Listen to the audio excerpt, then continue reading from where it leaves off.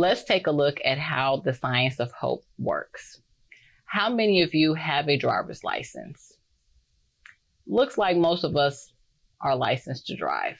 Do you remember when you were planning to become a driver? What was the ultimate goal for wanting to get your license? Freedom is the ultimate reason most young people want to drive. We wanted that independence and freedom that comes with being able to drive yourself around and not rely on someone else. So think about how much you desired that freedom. Now let's do an exercise together. In order to get a driver's license, we had to pass a driver's test. Let's practice for that test together. To do this experience, I'm going to throw in a few stressors and adversities into the mix. Let's say the only car you have available to you for driving practice is a manual transmission vehicle. How many of you have ever driven a manual transmission vehicle? Those of you who have not, you can still participate in this exercise. Okay, so we're ready to get in the car and try to drive it. But here is another stressor. The car is parked at the bottom of a very steep hill. And there is a brand new, very expensive sports car parked directly behind you. Okay, before we proceed with practice, what is your goal? For some of us, most of us will say not to hit the car behind us. I'd like to point out that that's an avoided goal, and that is a very good goal.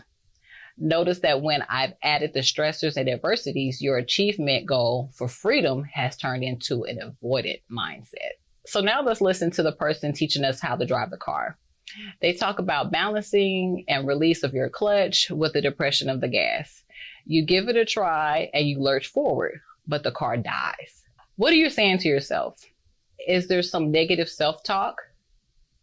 That can happen when we are trying something new. But you desire your freedom so much that you're going to try again.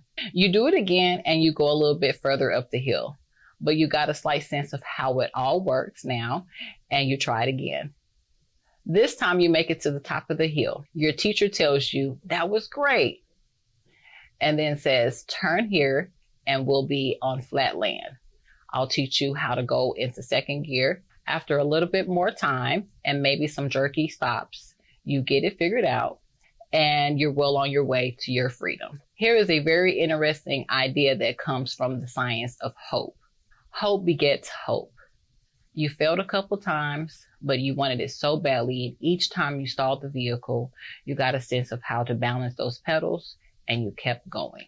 When we are in adversity or facing stressors, small steps toward a goal are the best way to nurture and increase your hope, because hope begets hope.